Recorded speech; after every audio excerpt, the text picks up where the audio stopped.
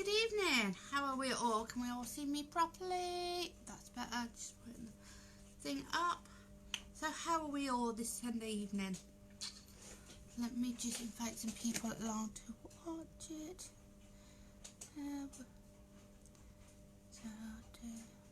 Just when you're on, just say hi and let me know you're watching and just say hi.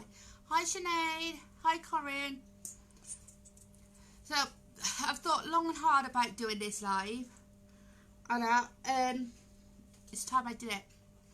It's time I did it. So while I'm doing it, let me put on my face mask. So obviously, if you're watching live, please comment and say hi. Hi Natalie. If you're watching on replay, then obviously please do put hashtag replay.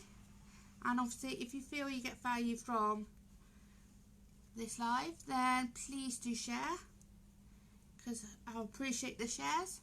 So this is my why. Why did I start doing what I do, and the reason behind it.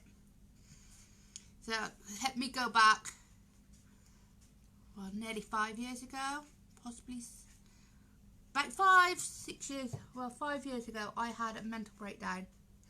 I had severe depression and anxiety. I had a really bad breakup, so I struggled getting over the breakup. So this is what I'm putting on, is just a brightening mask because my skin is really shit at the moment. So as I was saying, I had a real bad mental breakdown, so much so I had social services get involved, and that wasn't a nice thing, because being judged because I had severe anxiety and depression, being made out that I wasn't a fit mother. Now that was the hardest thing I had to go through, and obviously during this time I was going through trying to get my son a diagnosis, because he's got global developmental delay. Well, that's what they put it down to, but I'm 99% certain he's autistic. But because at the time I was going through the diagnosis, they said that it was all down to me, my parenting, that I lacked emotional warmth. So basically trying to say I didn't care about my kids, which is far from the truth. And that, so I kept plodding along, doing everything everyone's saying, and I had social services literally knocking my door every week, would not leave me alone. Wasn't nice, they wouldn't leave me alone, because they thought I was a shit parent because of my mental health. So what happened when I had this mental breakdown is, this is hard, is I was unable to keep my house as tidy as it should have been. So they basically said I was neglecting my kids. Now, anyone who knows me knows I love my kids to bits. They are my whole world. They are my absolutely everything. Like I said, this was caused by a mental breakdown. Obviously, at the time I was dealing with a bad breakup. But also, I hadn't dealt with my past. So my past played a lot into it. And whoa, this is hard. So please bear with me. So, like I said, my past thing. So as a child, I'm sorry if there's any family watching, but I was abused as a child. I am a survivor of childhood sexual abuse. It wasn't easy. I had to deal with that. Not only that, is I've been bullied for my whole life, so I'm 37 nearly. So obviously comprehending that, constantly dealing with bullies. Even now as an adult, I still get bullied, believe it or not, and that's hard. So this week it was even harder, because I discovered my daughter was being bullied, which absolutely broke my heart, because I've always found, because I know what it's like to be bullied, So I always vowed I would protect my children from being bullied, but because she kept it to herself and was trying to protect me really, she didn't tell me what was going on at school. So on, and it broke my heart because she's so clever, she's so pretty, and she don't deserve to be bullied. And so I know I'm just getting off topic. This about my why and why I started Younique. So going back, I first tried the products 4 years ago. About 4 years ago, I first tried the liquid foundation and the 3D mascara back then, and I also purchased the Opulence lipstick. I can honestly say I loved the products, and but at that point I was not ready to.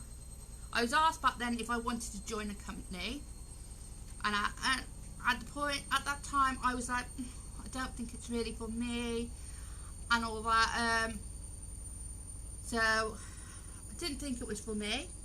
So I just brought the product and just went on my way. And then I got, what? It'll be 3 years in January.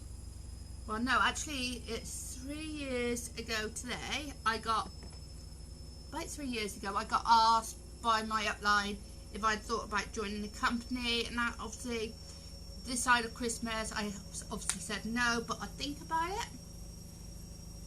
So I thought about it, and then in January, so it'll be 3 years January, I signed up and become a presenter. So obviously back then I didn't quite know all I needed to know about the company, what it stood for, the charity side of it. So I just signed up because I needed the extra money, needed the extra cash. The makeup made me feel good and confident. So for those who don't know me, I suffer majorly with confidence issues, like serious confidence issues. Yeah, I'm here talking to you, yes, I know. But it's kind of like, you know what, it is what it is. Let me just do, so it is what it is, and I do suffer, even now I still suffer with confidence and all that, but I'm working on it. So for me, the turning point in this company, which made me like 100% commit to the company, was finding out about the charity side of it. So let me just put in my website down below so you can check it out. So obviously there's a charitable side to Younique, which I will be forever grateful for. So there is the charity side of it is called the Younique Foundation. So it's a foundation to help survivors of childhood sexual abuse with online support, and also they offer a haven retreat for you to go and spend 4 days healing. And obviously, for those who don't know, I actually went and did that healing last year, but we'll get to that. Let me just get a drink, my throat is going dry.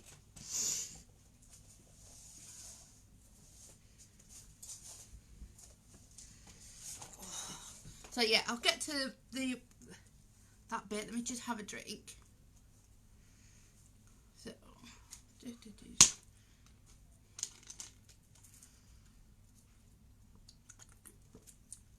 So yeah, as I was saying,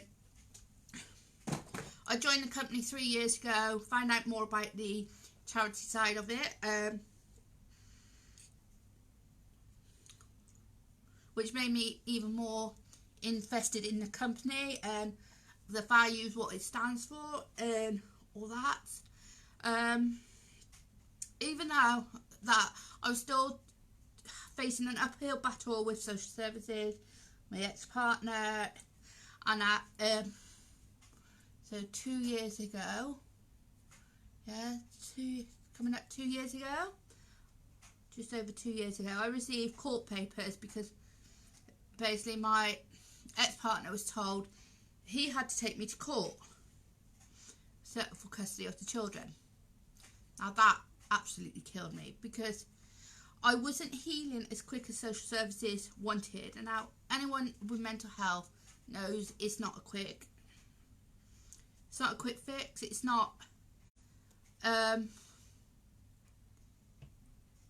you can't just click your fingers and all of a sudden wake up feeling better. It's a long process. It's a long healing process. So I had to face that. I did. So that went. The case went on November, January. The papers was issued to me in end of November. First went to court end of January, so that'll be 2 years January, and then case got adjourned. The case got adjourned until the April. Hey. You try charging my phone down here, because Yeah, well, just pop it down and I'll sort it out. it's not charging. It's not charging. Might have to get you a new charger. Go and have your bath. Oh, Your face is covered in gold. yeah, it's a brightening mask. Okay. Go and have your bath while it's nice and quiet while Lewis is asleep. He's asleep anyway. Go on. My big girl, my beautiful girlie. Get it on my favourite jumper, please. It's drying, so it won't. Okay. Right, go on, get yourself up to bed. Go for your bath. Go on. I need to go run out. Yeah. Love you too. Bye-bye. Bye. So where was I? Yeah, so court. So that one, first hearing was in January, so that would be 2 years ago. 2 years. Yeah, 2 years. January. So that was first hearing. Obviously I managed to get myself fit and well and controlled my depression, my anxiety. And then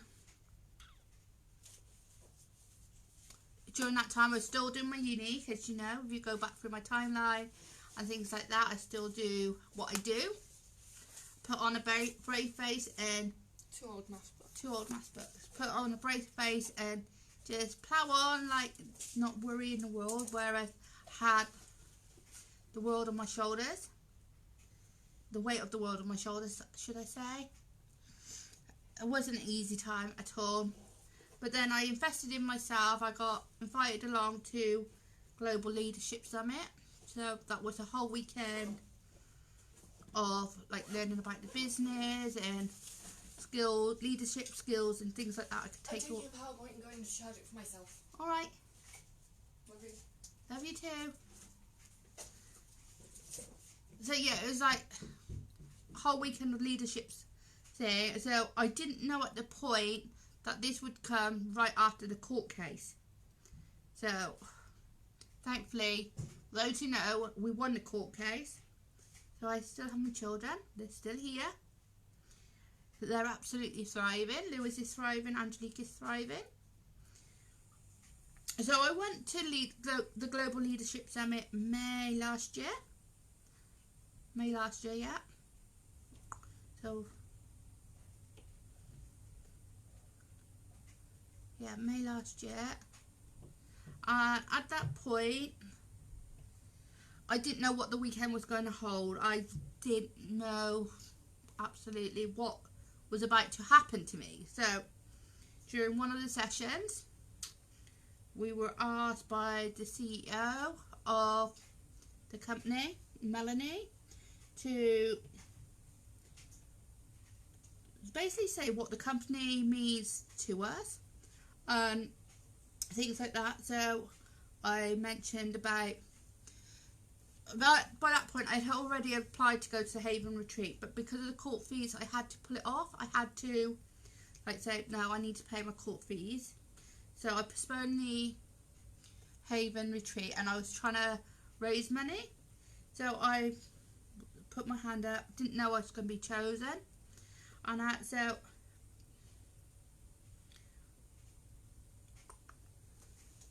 excuse me, bear with me.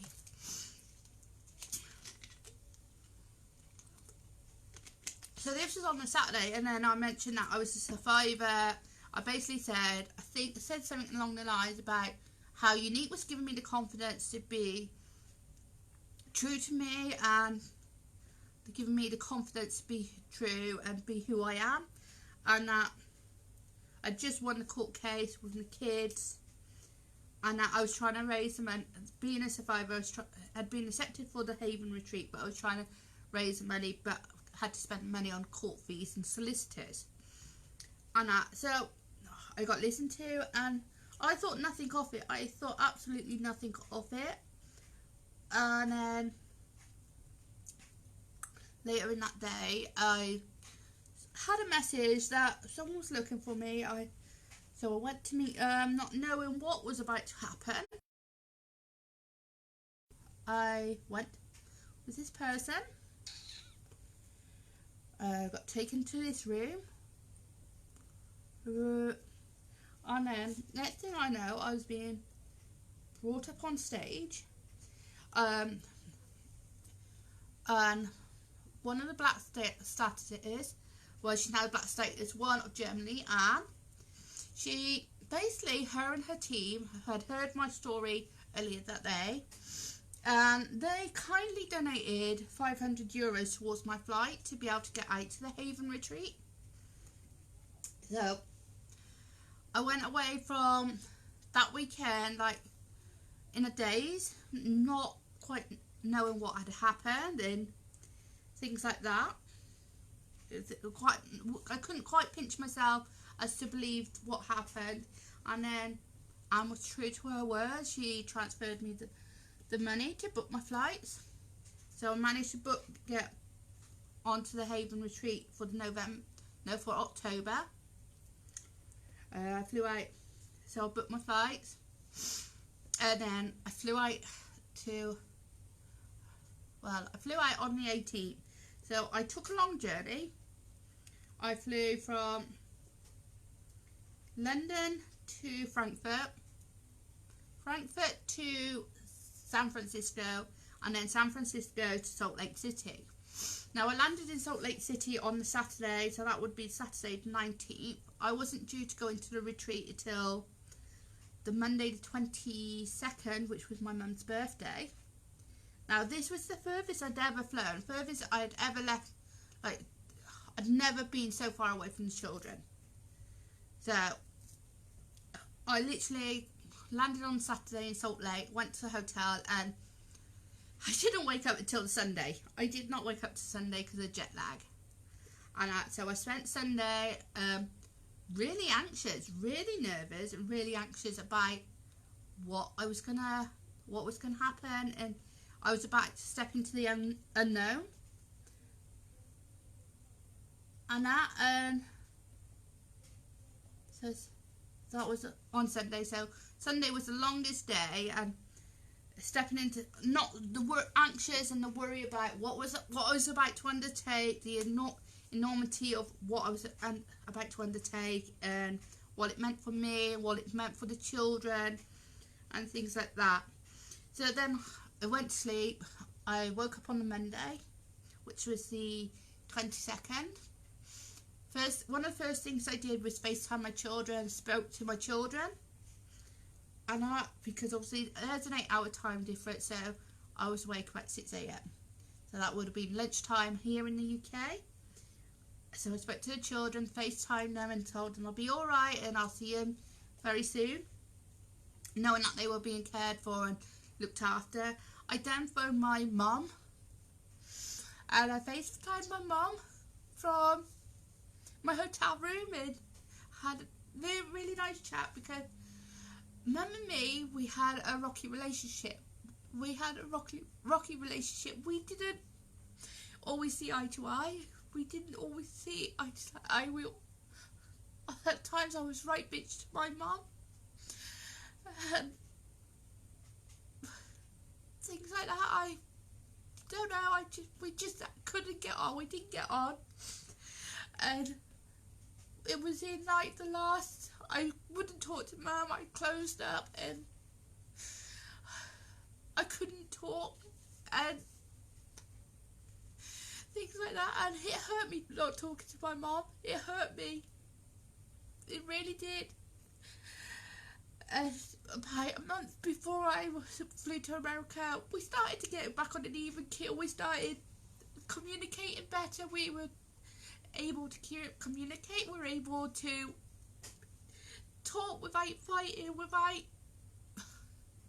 arguing, or without me snapping Mum's head off, without Mum snapping my head off. And so I phoned her on her birthday from the hotel room in Salt Lake. And I wished her a happy birthday and hoped that she had a nice day, and showed her the room and showed her the view. And that because Mum and daughter always wanted to go to America. So that I achieved something that my mum would wanted to do. And then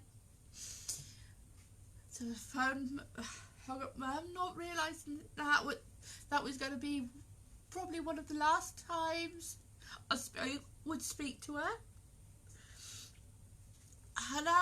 And so I went for breakfast. Just had light breakfast because I was feeling really nervous. I packed my stuff, checked out the hotel. I went back to the airport because that was the meeting point. And I went to the airport to meeting point. I got there. I like to be early, so I got there about 20 minutes early before the meet up point. And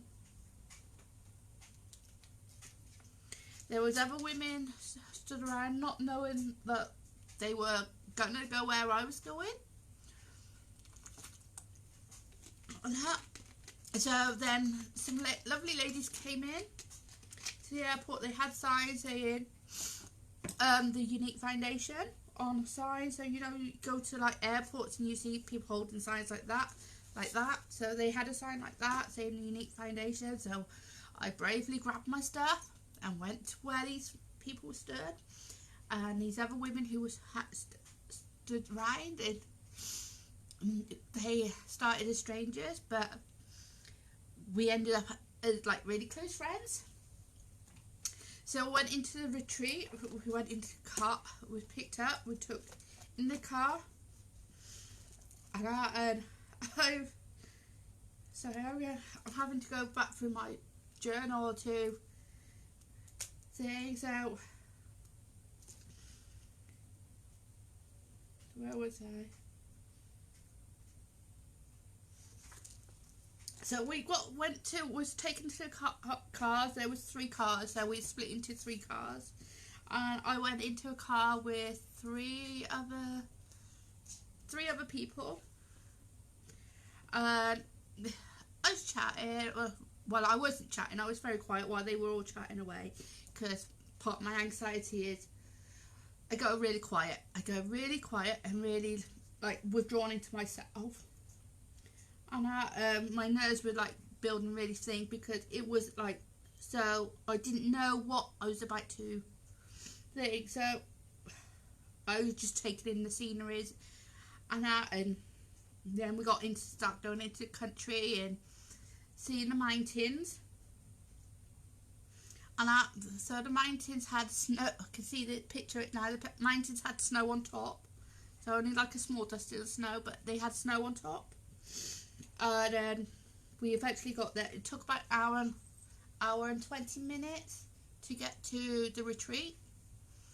And I don't remember one of the things I said is there going to be any snakes? Am I going to encounter any snakes? Because obviously I hate snakes. I don't like snakes. And obviously I've done some research that over there they have rattlesnakes.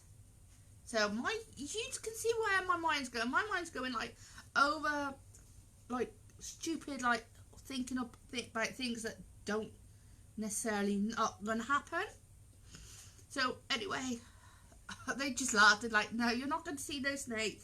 And see, like, they wasn't horrible about it, but it was like, no, you're not going to see no snakes because it's not that time of year. So we pulled up to the house. I swear it was like something out of a movie.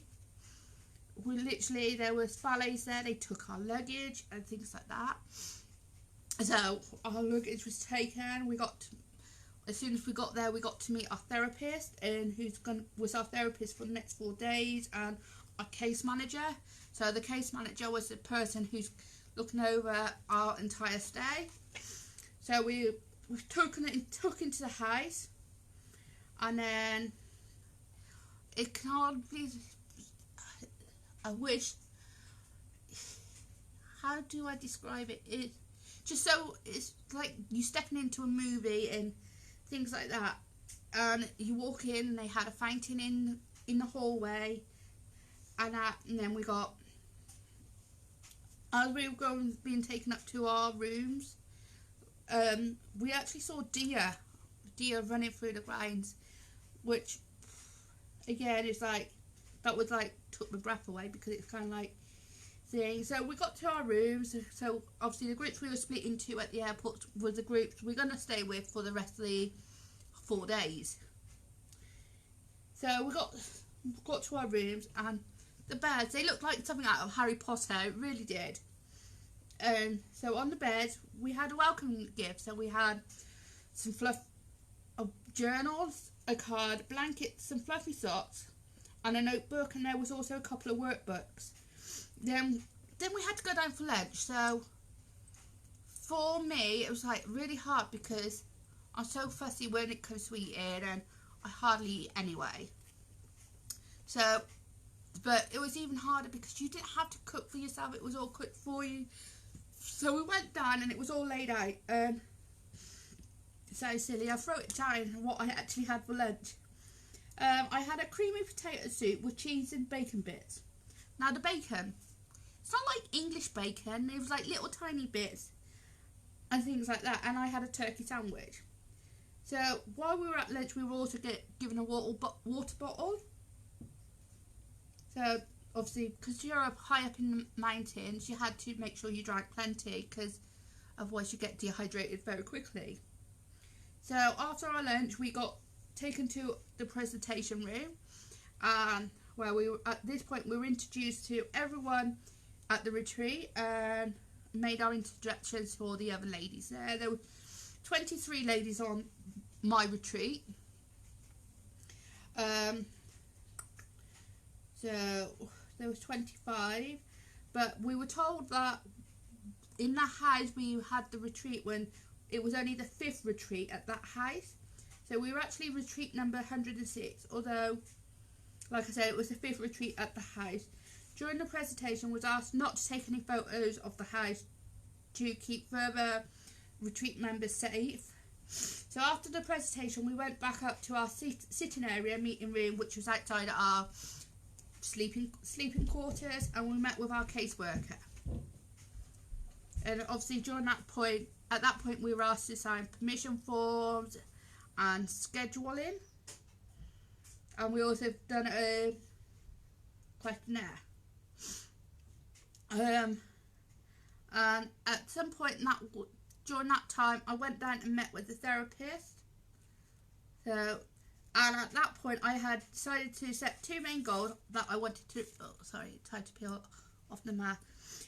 Set 2 main goals I wanted it to achieve from the retreat. The big one that I wanted to work on was my self-confidence and my self-worth, because that was the biggest thing. I needed to learn to love myself and respect myself. And so after this, I decided what classes would be good to take. So I decided I was going to take some assertive communication, a class on nutrition and health. Did chose Muay Thai as well, which was like Thai boxing sort of thing, and also overcoming shame. I also put down Tai Chi, but I didn't actually get to do Tai Chi. So after this, I went for a walk outside and took everything in, and had a walk around the grounds just to ground myself and take in, and literally just have 5 minutes to take in what was about to happen, what was going to be. So at this point, I was still very quiet, very withdrawn into myself. So after this, I went back in, and then we went to an art room. And Let me just go get it actually.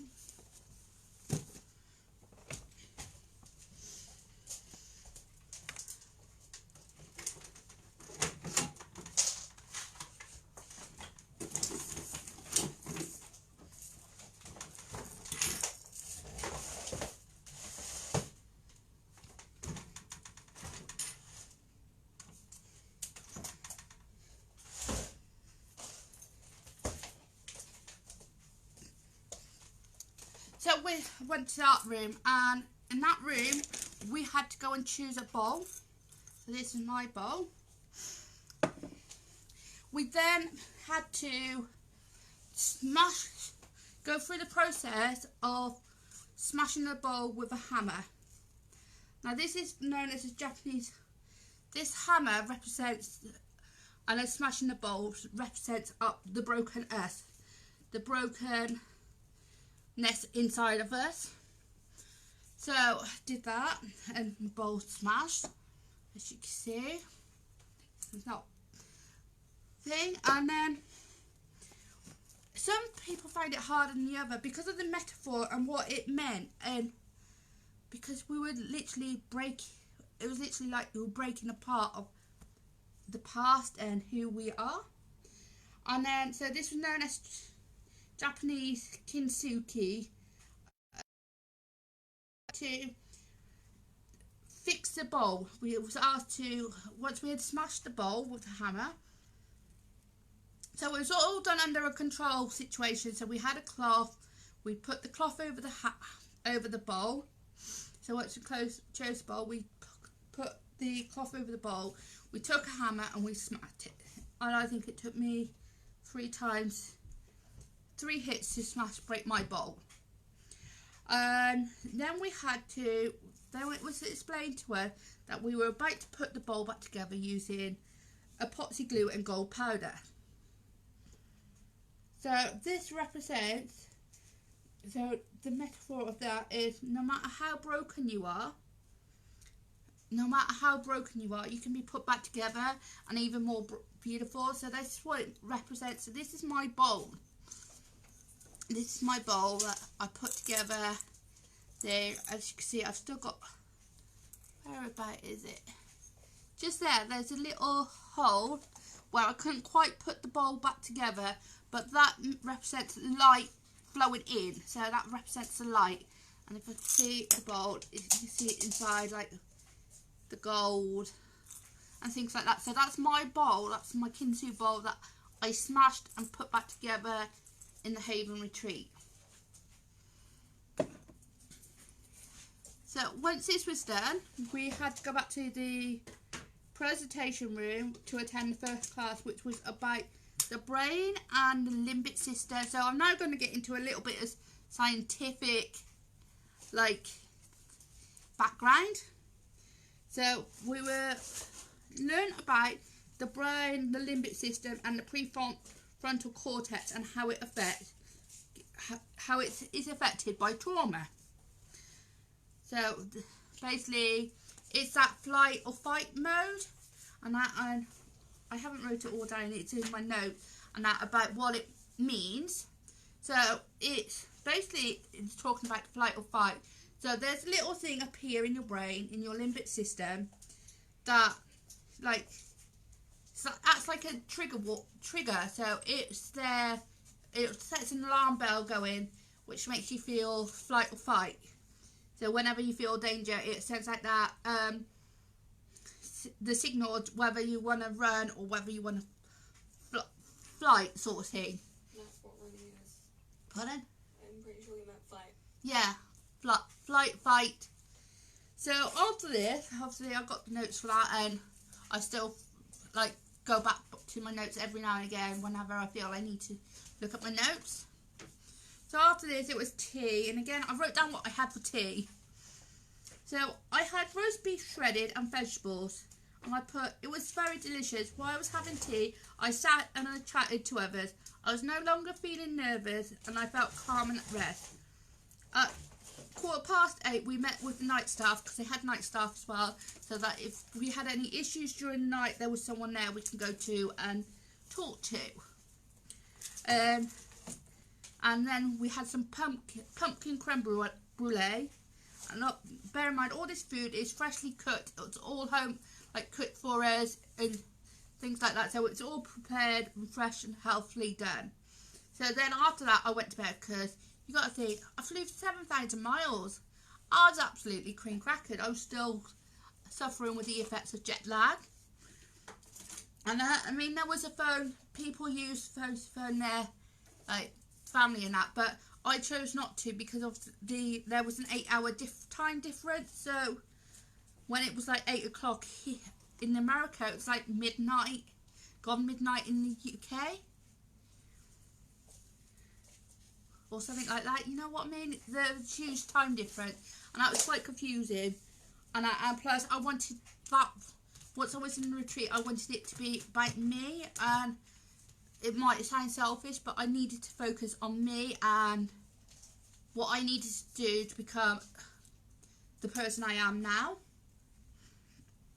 So day 2, I woke up at 4 o'clock in the morning, which is like, obviously affected jet lag, the time zone difference, so I was still on UK's time, so 4 o'clock their time, AM was 4, 5,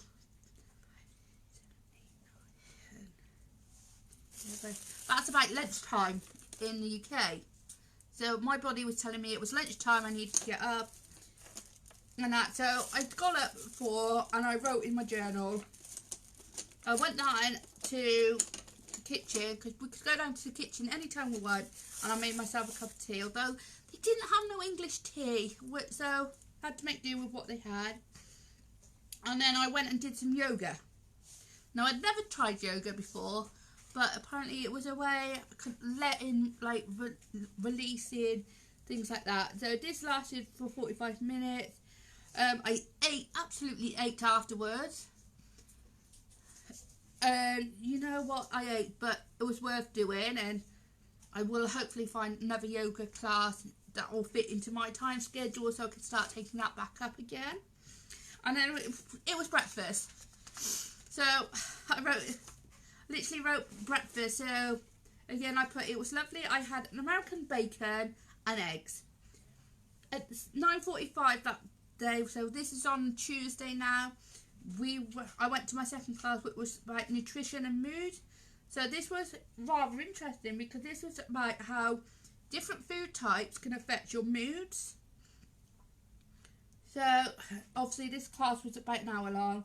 So I find it interesting because I had no idea that certain foods could affect your moods. And that's so it's like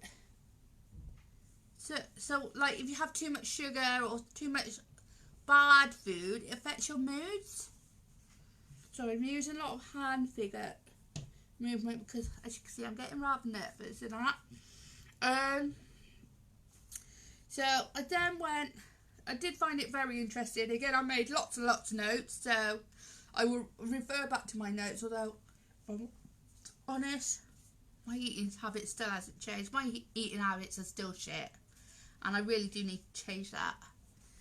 And I think that's going to be a goal in the new year, change my eating habits and start eating healthily and eating for good, like the good food. And then I went on to the next class, which was assertive communication. Now, this was a rather interesting class because for those who knew me back then, I had no assertiveness. I wouldn't say boo to goose. I hid away from myself. I didn't know how to be assertive. So I wasn't being assertive with my children. I wasn't being assertive with the people around me. So I basically was walked over because I wasn't able to be assertive.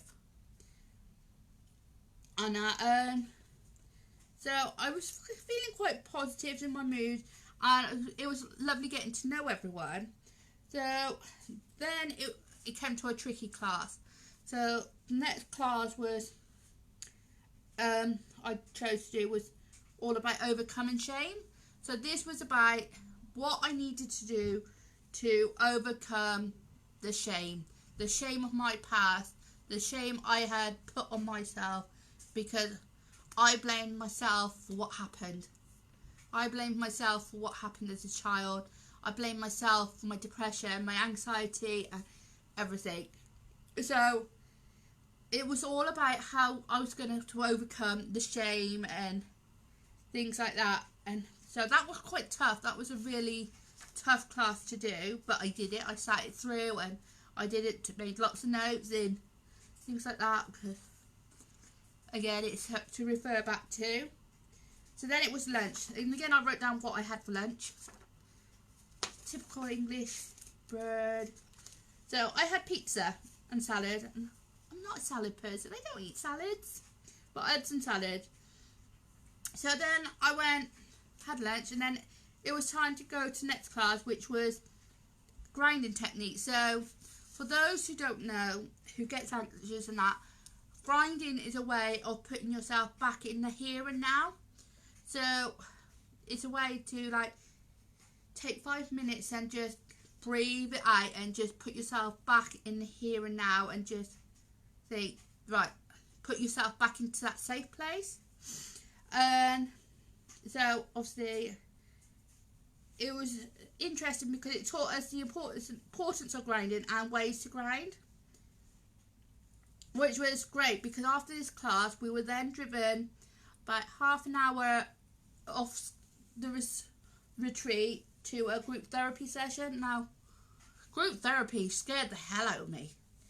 I won't lie, that first group therapy session was like, shit, what a thing. But there was ground rules set, so we didn't have to divulge anything we didn't want to, and we had to just,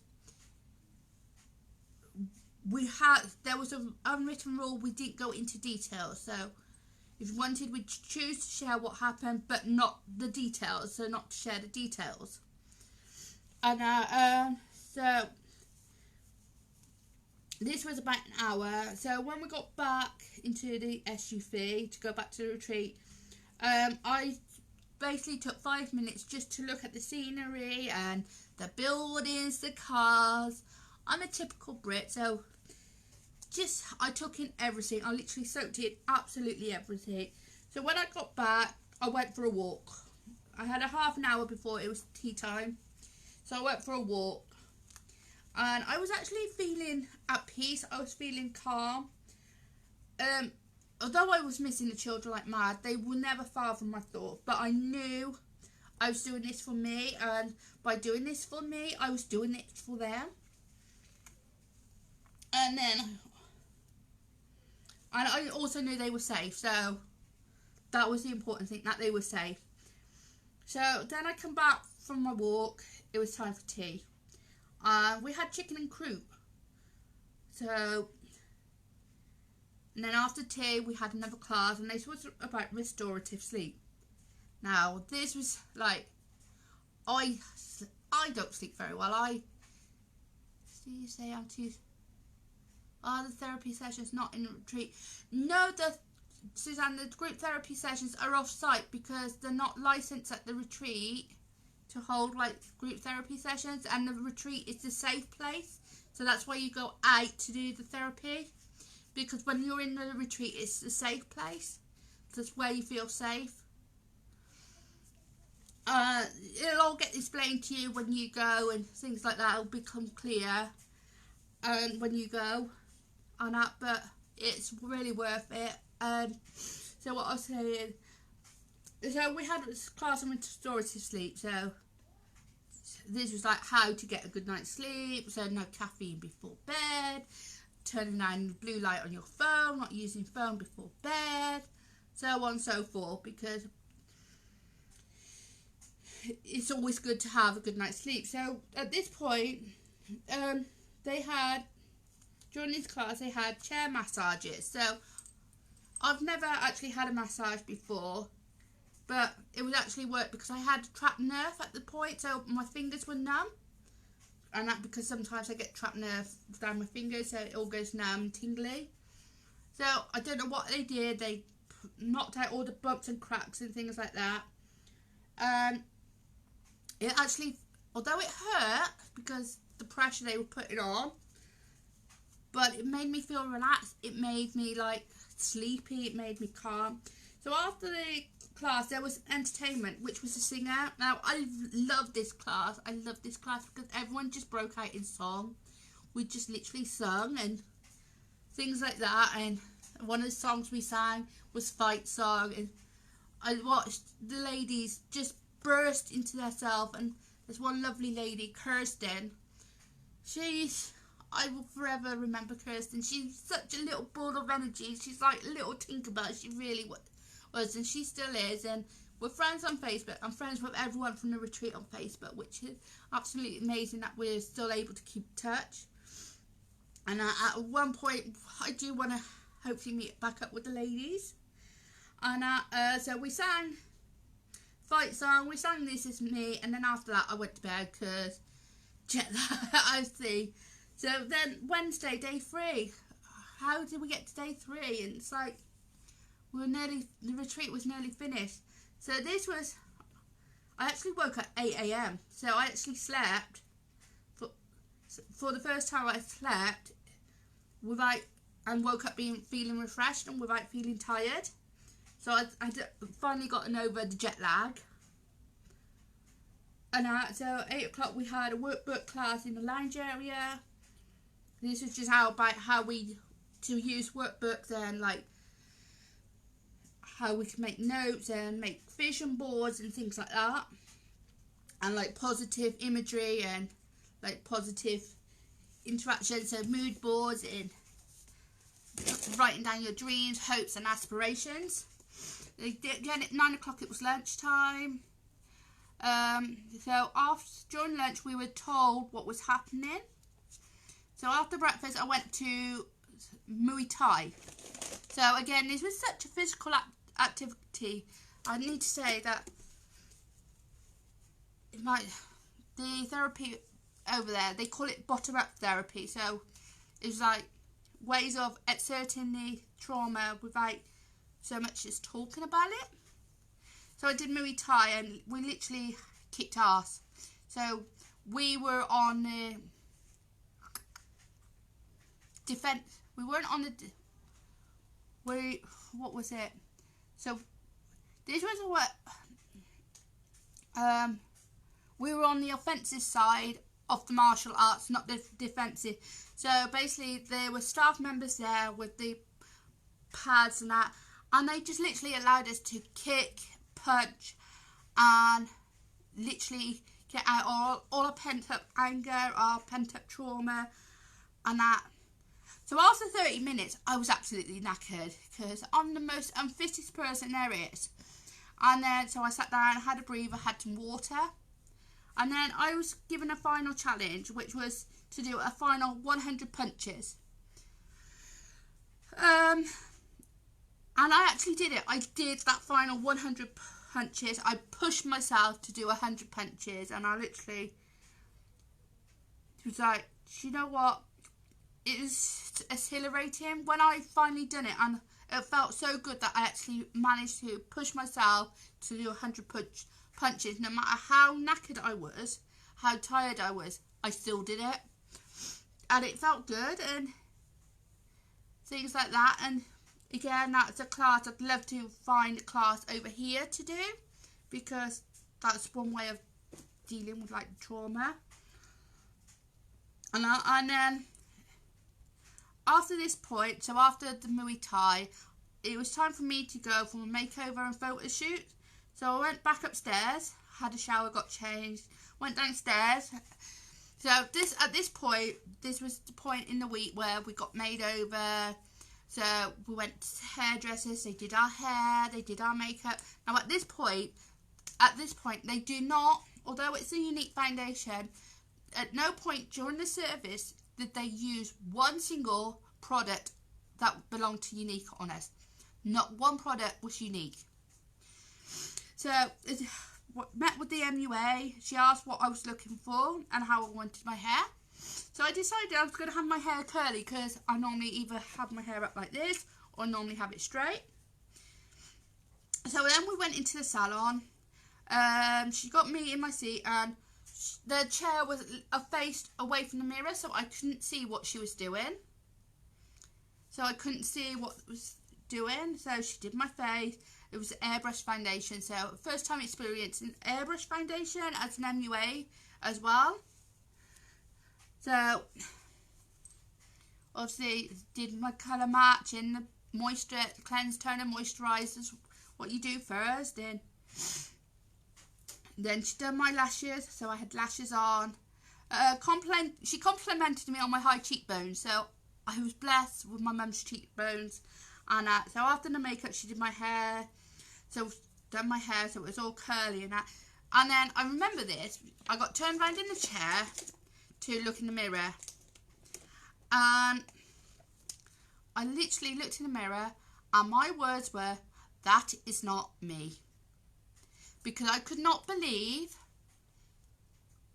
that I was a person in the mirror, even though it was me in the body and it was me in that room, but it did not look like me in the mirror, because I have this image issue where I don't like looking at myself. I don't like photos being taken and things like that.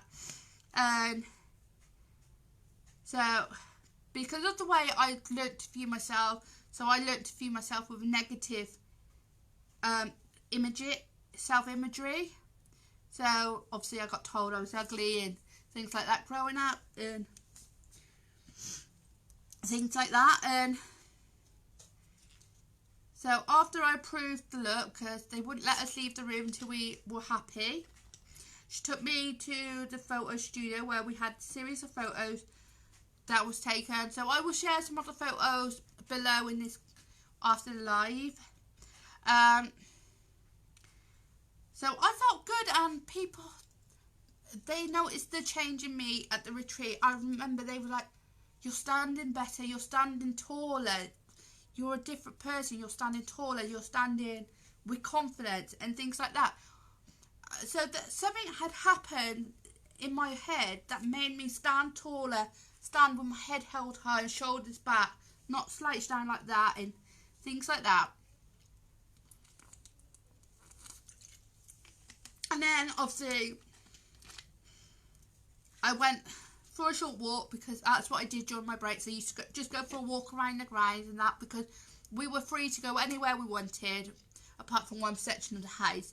So we could walk around the grounds and things like that. So I just went for a walk, because that's what I do. And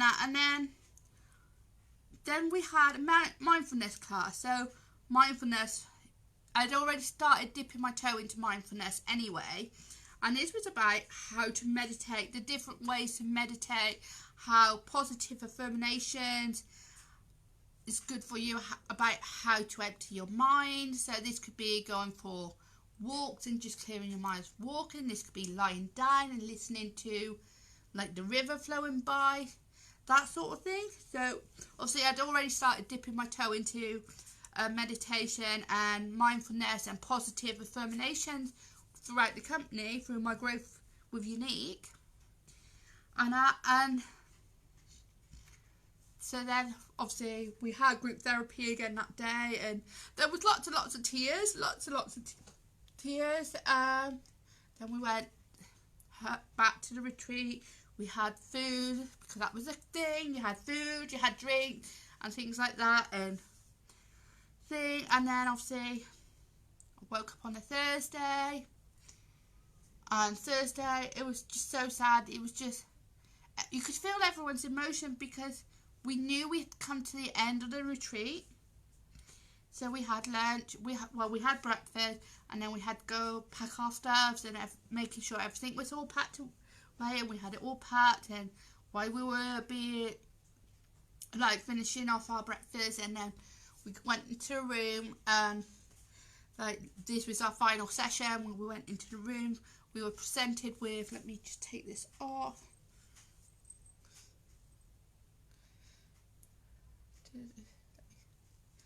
We take this off. So this is actually the first time I've really spoke about the retreat thing. So we got presented with this necklace. So I don't know if you can see it. So on this side it says Reclaim Hope, and then on this side it represents the Kintsugi bowl. The Kintsugi bowl. So it's got lions and things like that. So we got presented with one of the photos from the photo shoots, and we were presented with a card from a past and that, because during that time we were asked to write a card during one of the sessions. It was the art session on the Wednesday night. We were asked to write cards that goes on to future participants of the Haven Retreat, just giving them a message of hope and things like that. And my card's actually upstairs, so I can't tell you what it was saying. During that day morning we also made a key ring as well, and let me put that back on because I need it back on my neck. So it was a lot of tears, because over that 4 days we had become like friends, we become family. It was hard to just saying goodbye to someone you'd become really close to, and it's amazing how close you get to someone after 4 days, because it was just like we lived together, we slept together, we went through the therapy together, we went through the classes together, and we literally went on this journey together, from brokenness to newness, to being stronger and braver and being able to reclaim hope. And so we then, tell me about it. So then we got presented with our necklaces, and we got presented with our photos and the card, and then it was time to say goodbye. It was time to say goodbye, so we all said goodbye. We said bye to the staff. There was tears on the saying bye to the staff. They cried, we cried, and everyone cried. And then we got into the cars, got took back to the airport, because that was our meeting point. I stayed and had a coffee with some of the ladies before I went back to my hotel, because I wasn't flying out until the Friday. So I left the retreat on the Thursday. I wasn't flying back home until the Friday, so I went back to the hotel, and I just packed my stuff and was looking forward to coming home and seeing the children and things like that. And sorry, a bit too warm. See the children, and do you know what? I actually felt like I was a different person, a new person. So no, I don't think I phoned anyone when I left the retreat. So I went back to the hotel room, and that because I'd booked an extra night for the Thursday night, because I wasn't flying out till Friday. So I flew directly from Salt Lake to San Francisco, and then I flew from San Francisco again to Salt Lake to San Francisco. Then I meant how much you become so close to someone after 4 days. I'm so proud of you doing all the things you've done and still doing. You're stronger and thriving. Thanks, Suzanne. So, I flew from Salt Lake to San Francisco, go through security. I hate going through security, because it just, I don't know, there's something about it just makes me all anxious and nervous, although I got nothing to hide. And I met one of the girls for breakfast. We had breakfast before we took our separate flights at the airport, and then flew back, 13 hours on the plane. One of the first persons I called, it was on Saturday, one of the first person I called when I landed was my mum, because I knew she'd be up. And I spoke to her and was like, I've landed safe, I'm fine, and all that. And she told me that she's proud of me and that she loved me. And then I phoned my children, spoke to my daughter, and let them know I landed okay and I'm back in the UK, and I was looking forward to seeing them. So anyway, got on the coach back to the town next to my hometown, and I literally had no time to stop, because I literally got home and I was helping decorate for Halloween. So literally I landed, I literally went straight from Cheltenham to Tewkesbury, got off the bus, went to the post office to pick up my parcel, went straight to the pub. We was decorating for Halloween. I was spent all day there. I was absolutely cream crackered, absolutely like tired was not the word, because I didn't sleep on the plane, because trying to sleep on the plane, it's not easily done. And then my children went to the Halloween party. My children come home on the Sunday, and the first thing I did was give them a massive hug and gave them the sweets and stuff I brought from them from the airport, because I can't go away without buying them anything. And told them how much I missed them and things like that. I spoke to my mum again during that day, and then I literally didn't stop the moment I landed, because I went back to college, because obviously I started college last year doing an MUA course, so I did college. So literally landed on Saturday, was back at college on the Monday. The following weekend was my daughter's birthday. I didn't know at that point that would be the last time I'd ever see my mum. Did not know that was going to be the last time I saw my mum, that weekend of my daughter's birthday. Went down for her my daughter's birthday was on the Sunday. We went then on Saturday for her birthday. I spent the day like we normally do. Had a nice day. I got on with mum, chatting to mum, told her about my trip and things like that. And then I said bye. I was like, my words were, bye mum, I'll see you soon, I'll speak to you soon. And obviously life is so busy. And I didn't phone my mum every day. So it was about, I didn't speak to her for over a week, because of college and life at home. And then it was Remembrance Parade. My daughter was on parade in Remembrance.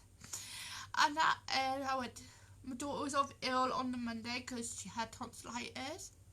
And then on the Tuesday, I get a phone call from my friend. Now, I knew there was something wrong, because my friend don't normally phone me. My friend would normally chat face to face, but she phoned me, so I knew there was something wrong.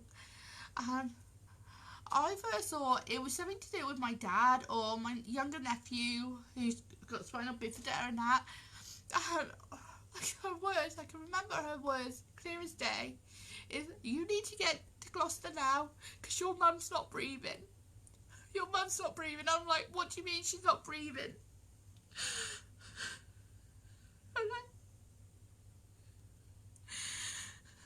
what do you mean she's not breathing? And she was like, you need to come now, it's not looking good, the paramedics are working on her, it's not looking good.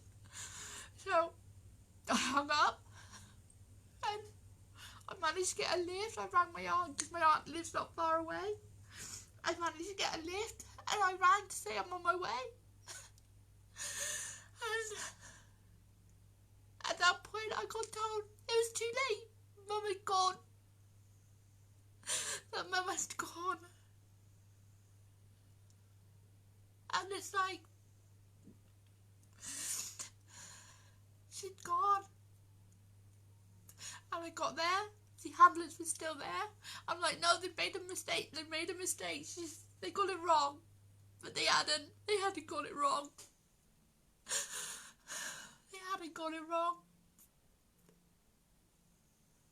So I'd come from doing what I did and making, I know my mum would be proud of me for who I am now and everything, but I wish I had spoke to her more. I wish I picked up the phone and just phoned her more and spoke to her more.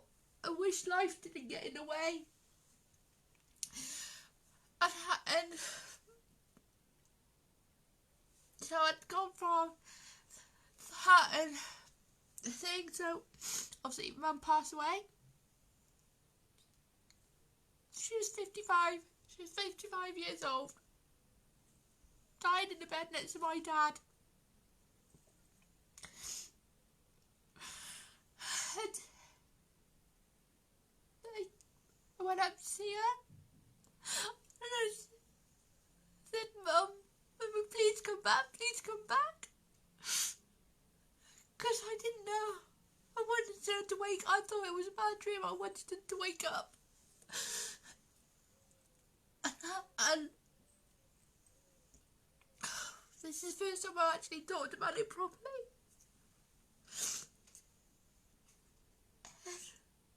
She wouldn't wake up. And then obviously I was just living. It was a living nightmare, and it still is for my dad and for all of us. It's the thing of how my dad is just carrying on. He's so strong, and I feel like he's so strong. He's lost his soulmate. He's lost his whole world. Yet he is strong, and he's just like a fighter. My dad,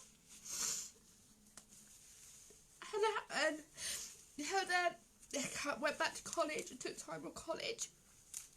I went back to college. I went through my theory. Went to college, and then obviously was working towards all my exams and that, because I didn't want to give up. I didn't want to quit. And continuing putting in place everything I learned from the retreat. So that was a blessing in disguise, because it didn't tip my mental health backwards. And it didn't tip my mental health backwards, and I carried on. And my dad ended up in hospital because he had a nosebleed that wouldn't stop. And this was the day before I was due to sit my theory exam. The day before I was due to sit my theory exam. So I'm like, you know anything? See, so obviously I went into my theory exam worrying about my dad and that. We didn't get the results for like 5-6 weeks. So I did my theory test exam. It was a 2-hour paper. And I'm like double guessing myself, thinking I failed. And I remember when actually the morning of me getting my results, before I got my results, I was like, no, I don't think I've done it. I think I failed, because I hadn't heard anything. And then I got my results, and it turned out I had a merit. So I got myself a merit on the written paper. And then obviously then we was then working towards our practical exams. So I did all that. I resat my theory exam as well, and I actually come out with a distinction on my theory. And so my overall grade for my level 2 was a merit. My overall grade for my MUA course was a merit, so I was extremely proud of that. But I didn't get the results of that until I got back off holiday in Turkey. So I had to go all holiday wondering how I'd done and whether I'd done enough to pass my course. And so I did. I went back, and so I enrolled on my level 3, which is what I'm doing now. And then went on, obviously still do my Younique, and still as passionate about it, and I will always forever be passionate. But I was doing my qualification to become a qualified makeup artist to help my business. And then I went to Empower You, and that was in October. So a year after I'd left retreat, so now a year on. So exactly a year after I left retreat was our UK Empower You. And about 4 or 5 weeks before, our VP asked us to put in mountain movers. And that's what I did. I put in about what I'd overcome in the last year, and from being that broken woman at the global leadership with no spark of life or anything like that. You look at pictures of me back then, I had nothing in my eyes, no spark in my eyes or anything. I was just living day by day. And then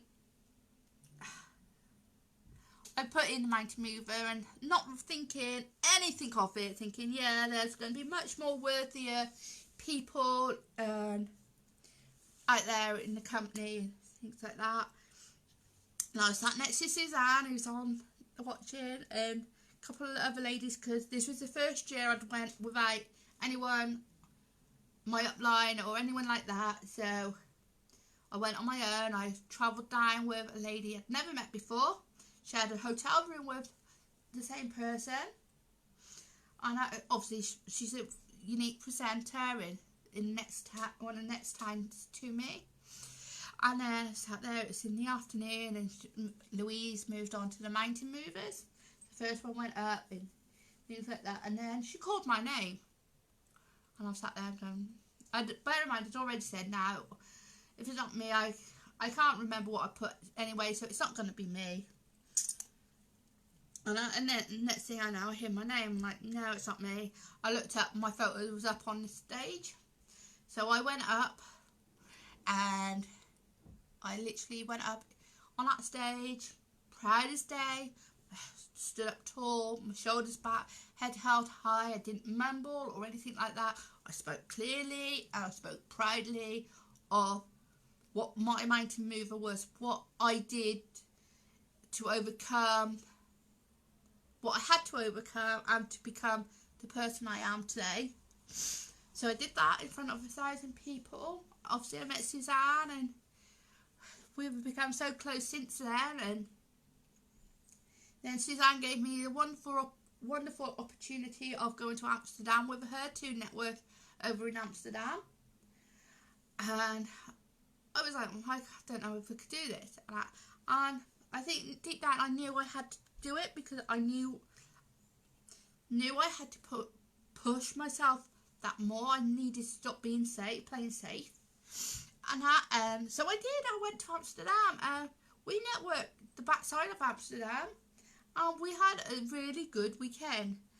Yes, the event, there was a few hiccups with the event, but we still did it. We still went out there and we networked. We put the word of Younique out to Netherlands, because it's a new market, about the foundation and what it meant being a survivor and actually attending a retreat, and how it meant for me, speaking from experience, about what this has done to change my life. So many people stopped and listened and heard what we had to say, and do you know what? I wouldn't change it, and I am so proud of who I am. And so going forward, my future's bright with Younique. I am going to start building my team, start talking more about things, pushing myself even more, stepping out that comfort zone a little bit more. I'm still doing college. I'm still doing my level 3 makeup artistry.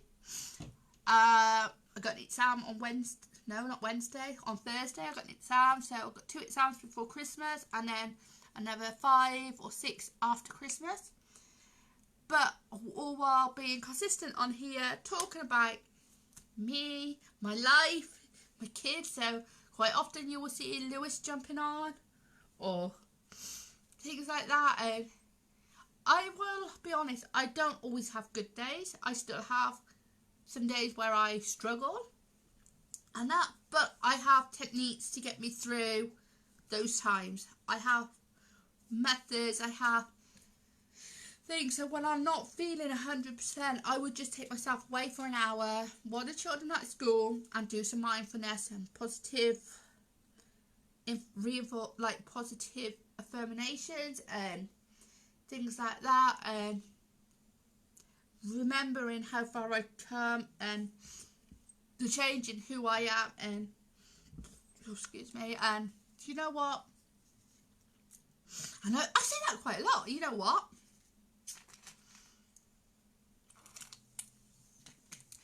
The journey over. So that's my journey from starting Younique to where I am now. And to me, it hasn't yet been a financial gain. It hasn't been a financial change for me. Yes, the extra money each month has helped and things like that. And it will be in the future a financial, so it will try and change my life financially, because obviously this will become my main job.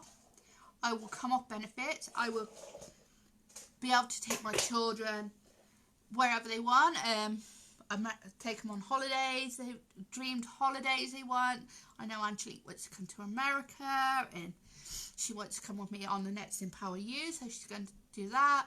We've got a convention coming up, and I will carry on this thing, and I've seen it change lives both personally and financially, and for me it's been a personal change in my life, but it will also be a financial change.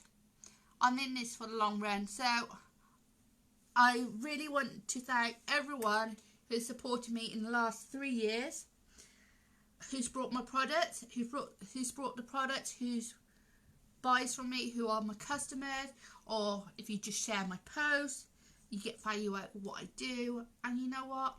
Thank you from the bottom of my heart, because I'm not going anywhere. You will get sick of seeing my face, but you know what? Thank you for your support. Thank you for everything you have done, your support, your sharing my posts, just sharing my posts. Even if you've never bought products from me, but you share my posts, that still means a lot. By saying hello, by popping on and commenting on my posts, and that means so much. And you too can experience what I experienced, and that was this amazing company, the amazing sisterhood, because I have made some lifelong friends through this company and will continue to do so. Towel by the tumble dryer. So yes, it's been a roller coaster. It's been a roller coaster and a half, but I am so much stronger than I was when I started this business nearly 3 years ago. And here's to the next 10 years, 10, 20, 30 years. Because I'm not giving this up. So get used to it. Thank you for your support, and speak to you tomorrow. Bye.